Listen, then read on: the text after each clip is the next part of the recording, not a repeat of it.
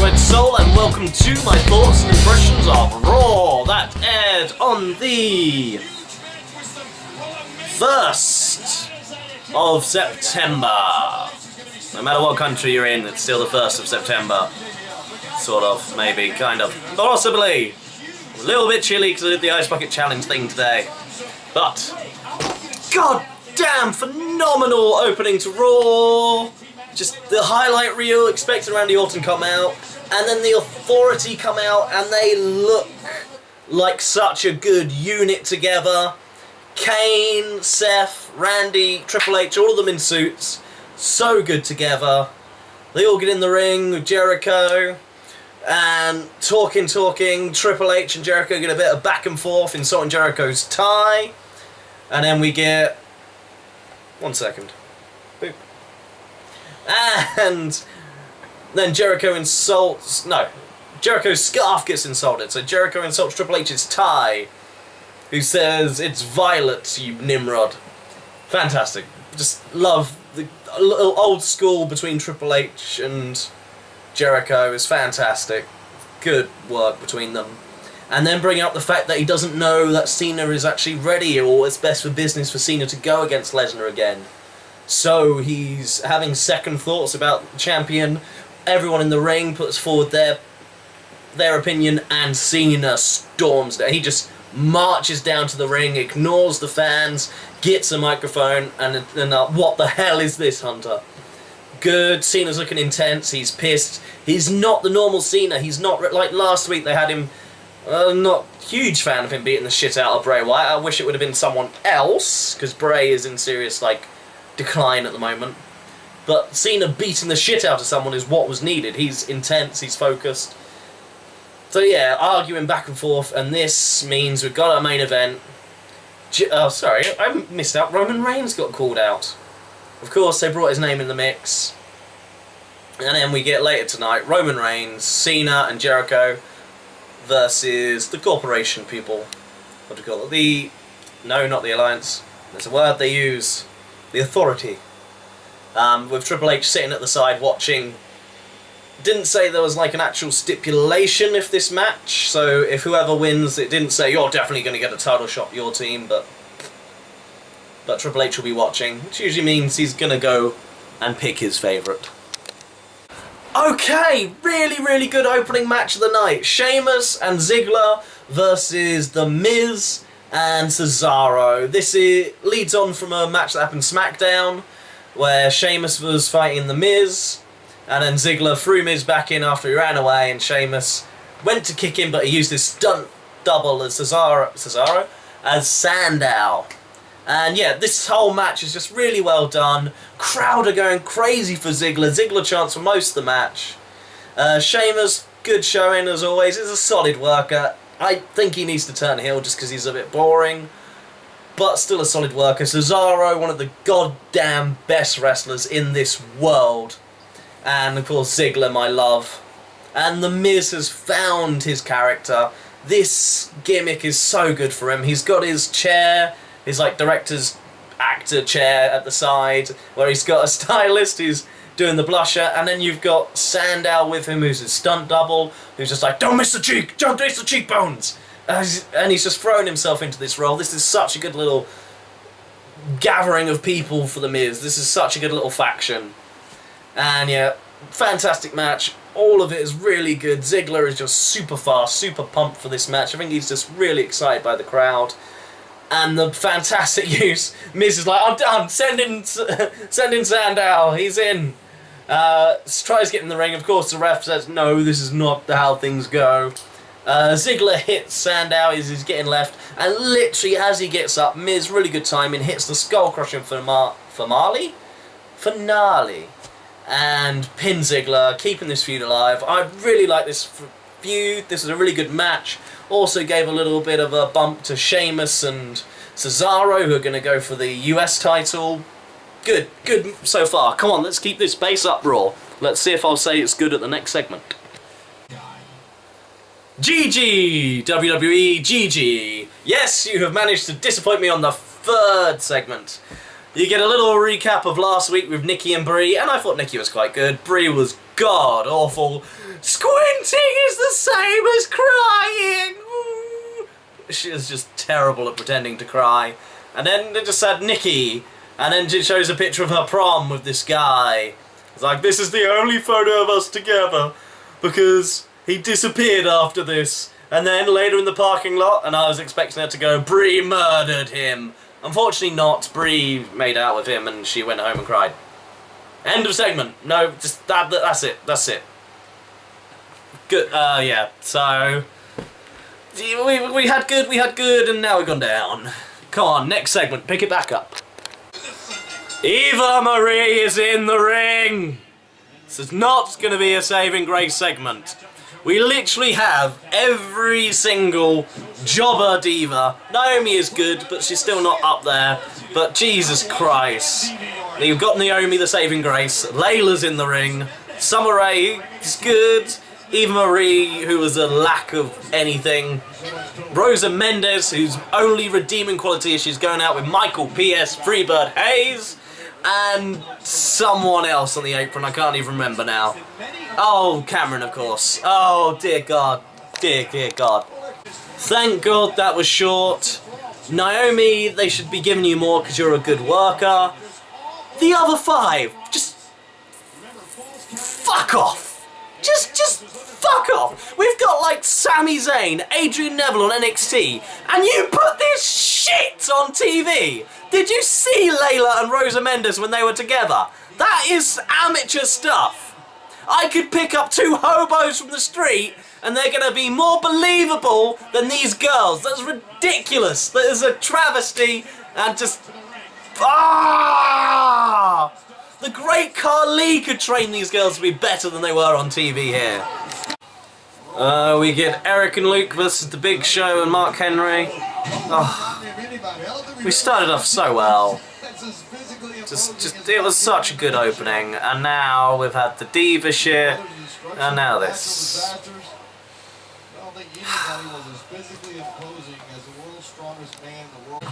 That match was far too long. You had Rusev walk down and then stand there watching this match for like an hour.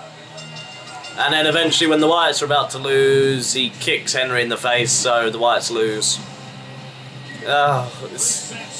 That match should have been a third of that length, and then it would have been alright, but they build it up as like, it's big man teams, but we've had this match like 5 weeks in a row on SmackDown and Raw. Just do something and then have Rusev interfere and get the Henry thing going on. That I'm interested to see is Rusev versus Henry. I want to see what Rusev can do to someone Henry's size. Let's just see how strong Rusev actually is. Yeah, this was a throwaway, and the Wyatts are just getting dropped down. They are just such a pathetic tag team. 3MB could beat them. Well, apparently Bree's a bit of a cunt. She stole... They got given a car when they were young. They both... Well, Nikki passed, Bree failed the test. So Nikki had to drive Bree around. They were buddy-buddy. One night, Bree stole the car and stole Nikki's license, and then crashed it, and then gave the license to the police, because of course they look similar, so that works. And yeah, I don't want to cheer Bree, she's a bitch. Oh, Heyman is just the goddamn best speaker in the business right now. He's just made the Raw go back up again. He is just so good on that microphone. Also, listen to him on the Steve Austin show. He is just so good. And on Talk is Jericho. I could listen to this man for hours. Phenomenal. Swagger Jagger versus Curtis Axel. No big... Oh yeah, the big man's injured. Ryback's out for a while by the sounds of things.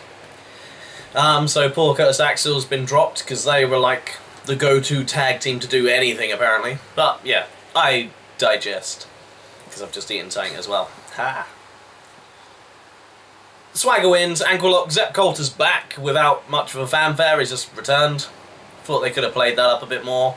While this is going on, Bo Dallas is at the stage and he's just during the match bringing out person after person.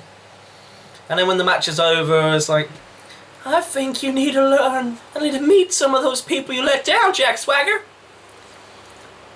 He bet all his life savings on you, and then went double or nothing. Now he's broke. They're gonna take his farm away. I don't know why he's sort of sounding a bit like Paul Bearer, but bear with me. Then he's got Angelo, who was so upset about being disappointed by Jack Swagger, he failed his citizenship exam, and is going to be deported. And then there's Angela. His son now doesn't want to have Jack Swagger as a role model. Instead, Vladimir Putin is his role model. But there's one thing you can do. You can stand up, put your hand over your heart, and a loud, clear voice say, I believe! Oh, I love Bo Dallas so much. I did wonder where they were going to go with Swagger, because it's quite a hard, unless he's fighting someone foreign, for his character to do much else, but this Bo Dallas thing is working just because Bo Dallas is so good. He's so just creepy and smiley. I love him so much. Adam Rose versus Titus O'Neil. I'm quite enjoying the teamwork between Heath Slater and Titus O'Neil. Heath is just motivating from the side. Aura, aura, aura. He just doesn't quite get it, it's amazing. But then as the match is going on, Titus is in charge. And then the bunny starts copying Slater. Slater says banging on the ring, and then the bunny bangs on the steps. And Slater's like, what? And then the bunny jumps up to him, shakes his bum, and Slater shoves him down. Then the bunny gets up, takes Slater down, starts wailing on him. Titus gets distracted by this, gets rolled up by Adam Rose. And then the bunny is downright, he's a heel. The bunny is just like, let's throw his face into the steps, and they do it. That's not a face thing to do, that's a heel. I want that bunny to just turn out to be evil and just manipulating Adam Rose from the beginning. That's a storyline. Yeah. And Brie and Nikki switch places because Brie's a dumbass, Nikki's smart. Nikki took the exam and they passed, but she hasn't told anyone this. Rusev versus Ryder. I'm gonna let you guess who wins this one. Here's a hint. Yes, that is very true. His music is playing in the background of this video right now. Maybe that's something I should probably stop doing because that is technically copyright, I suppose. But interrupting Rusev, that's what Mark Henry does. That's what he does. Because we get the pleasure of seeing him twice in one night. Yay! He's gonna run. Chicken Hill. And America, America, America, America, America, America, America, America, USA, America, America, pancakes, America, America, obesity, pancakes, America, and that's all Mark Henry has to say to get the crowd on his side right now. Oh, I'm surprised they don't have him eating red, white, and blue pancakes and just turning to Rusev and just saying, America. Triple H and Stephanie in the back. Oh, they're just so like lovey-dovey together. And this is like, you're amazing, you're amazing, you're so oh yeah, they're just such smarmy, gitty heels, they're amazing. And you know, Stephanie's heart she feels for Nikki, seeing these pre-made segments that of course she's never seen before because I'm sure she didn't have any part in producing them. I'm sure Nikki turned up with production cameras, clips of their like youth, and put this all together herself. So yeah, Stephanie's never seen any of this before. And apparently Stephanie's going to make an announcement. I can only hope she's getting her boobs out. Duty. Okay, interesting segment. We've got Stephanie coming out and she's going to grant Nikki a title match. And then I thought the segment was over because then Nikki's music played, but it was actually Brie coming out. So that was a wee bit confusing. And then, like, Stephanie addressed the issue and was like, sorry, this music is now exclusively for Nikki Bella. You can't use this anymore. And then they start talking about, oh, it's for a title. You did all this for a title, Nikki? I'm going to use my one emotion face. This is me happy, sad, anything under the sun face. And then AJ comes out and things get a bit more interesting and exciting. Skips her way into the ring and is like, hey boss lady, you do know what a #1 contender is, right? That's me. I got my rematch, so just let these two just fuck off. Okay, she didn't say fuck off, but yeah, get out of the situation. And then Paige gets in the ring, and then AJ and Paige start arguing, and then Nikki finishes off whatever she was saying to Brie and tells her to quit, while AJ and Paige are just in the background bickering and looking around, and they're just like overreacting to anything Nikki and... Alright, you... Sorry, my cat's just shaking stuff off her. And yeah, AJ and Paige just saved this segment so much. They just made it a lot more interesting. And as Paige put it, there's one issue you were forgetting, having the bloody title! Love the word bloody. British thing to say, by God. And yeah, so the top diva storyline is finally now intermingling with the title, which should be important. Nothing really gets resolved. Brie shoves Nikki, she knocks over Paige, then Brie storms off. AJ then gets the title, skips around, skips over Nikki a few times, and then Stephanie stops her and is like, give me the title back, and there's like standoff, CM Punk chants, of course. And then eventually AJ gives the title after just giving Stephanie some dirty looks. And then Stephanie gives Paige the title back and she's like, thank you. And I think like Paige is a bit apprehensive because Stephanie is making a new #1 contender for her. So how this is all going to intermingle in the coming weeks, this suddenly made this storyline a lot more interesting, that it's not just... They sort of saw relying on the acting ability of Brie in a segment is not something you should be doing. So now we've got talented female wrestlers in the ring. Upstandard Wyatt promo, all on his own, just a brief, yeah, I'm going to beat you up in a steel cage next time, Jericho. To the point, Wyatt's always got a good feel to him, but yeah, this was a brief one just to build up a little bit of tension because they've ignored this storyline for like 2 weeks. Okay, Goldust versus the non-injured Uso. Yeah, they're just proper heels now. Basically, the non-injured Uso got distracted by the injured Uso attacking Stardust after he put Goldust's leg on the rope, breaking up a pin count.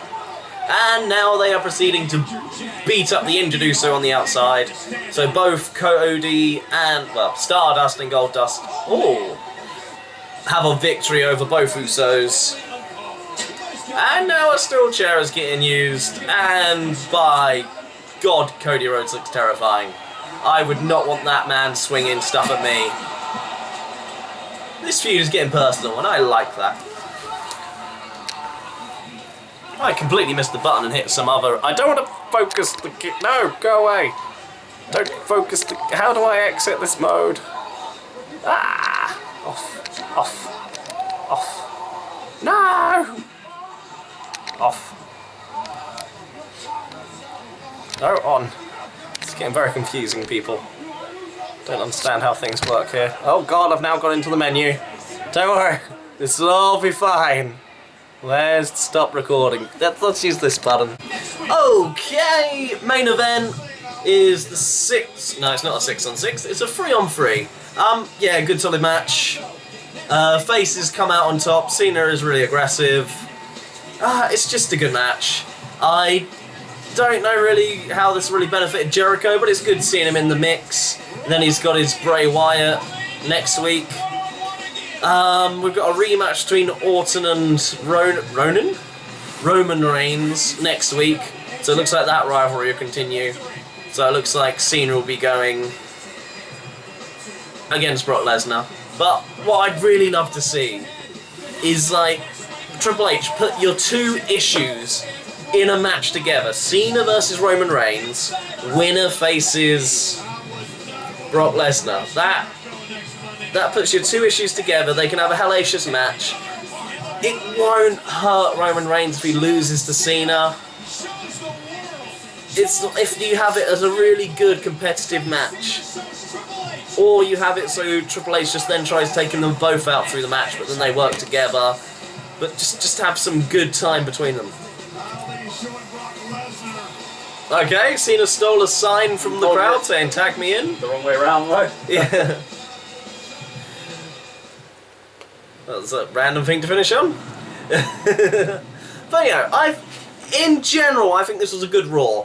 The Big Show and Wyatt match went on far too long. If that was a 5-minute match, this show would have been pretty good. The Divas thing, awful as it was just short and out of the way. I think most segments had a point tonight.